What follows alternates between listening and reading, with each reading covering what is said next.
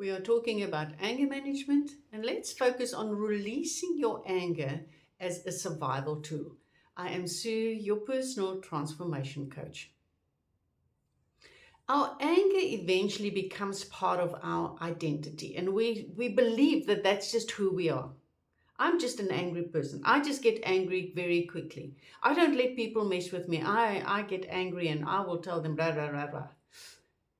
We believe we have anger because we come from a family with dad, granddad, mum, whoever struggled with their anger as well. And now we believe that we have to have that anger. It runs in the family.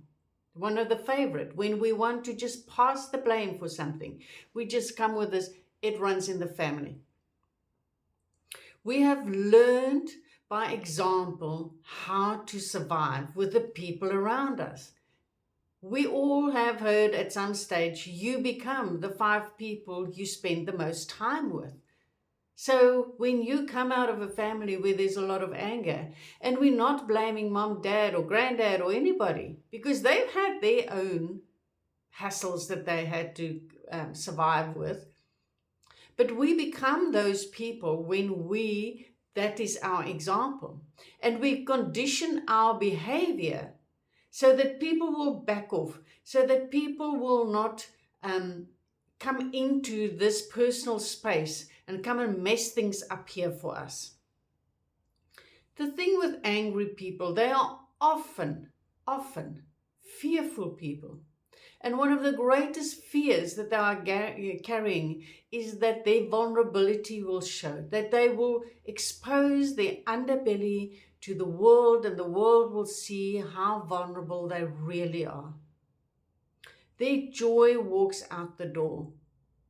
Their spontaneity just disappears because you've got to plan everything so that you can have control. Because the one thing the angry person wants more than anything else is to remain in control. The sad thing is that the more they want to remain in control, they actually throw spanners into the works and they lose more control.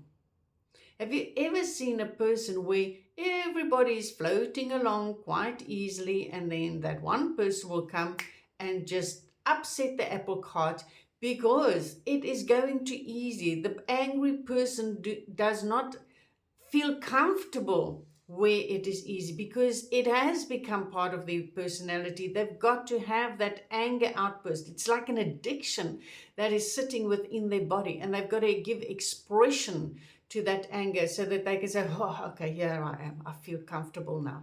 I've got angry. They will never say that I needed the anger. They will always say, you made me angry. You did this, or they did that, or this silly person did something in front of me while driving and made me angry. You get to choose whether you're going to be angry or not. Nobody can make you angry. That is your absolute choice to be angry. That's your privilege to choose to be angry. So if you are struggling with anger, I really want to ask you to get to know yourself. You know, it sounds silly, and I know that you're not a car, you're not a vehicle, but when I take my car in for a service or there's something wrong with it, I will say to the mechanic, there's a noise when I turn my steering wheel. There's a this when I do that. I'm listening to the car, and I've picked up a noise in there that is not normal, which becomes an indication to me that I must take my car in for a service. The same with you. Become aware of your body. Become aware of you, that you can start picking up those diagnostic symptoms, that you can do something about it. So one of the things will be to ask yourself, what are you fearful of? What is it that you fear that when that becomes endangered, that you might lose it, that you go into this explosive behavior, this anger outburst? From your past, what hurt you? What are you carrying through into the present and projecting onto the future that you are fearful that you will experience that hurt again? And get to know what that is. Those are part of your diagnostic, that's part of your diagnostic process that you go through in the process of getting to know yourself, in the process that you can start picking up that when that trigger alarm goes off, that you can catch yourself before the eruption happens. And then I want to ask you to start working with a professional who can help you to break those patterns.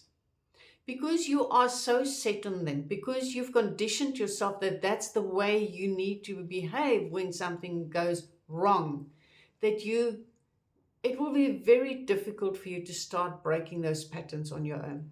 Do look for somebody that will help you to move through this. Interview the person that you will be going to help you move through this. Somebody who's never experienced anger will be not so understanding, will find somebody who either struggled with it themselves or who's been at the receiving end of it, and let your therapist, your coach be open to you so that you can understand, that you have the knowledge that they've got an understanding of where you come from.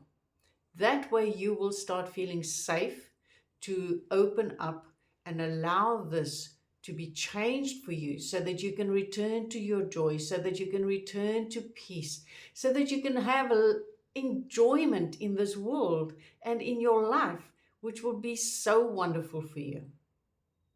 I wish you best as you start on this diagnostic process. Master those limiting beliefs and you will master your future. Be kind to yourself in this process. Be patient. You're setting out something new, and we will chat soon.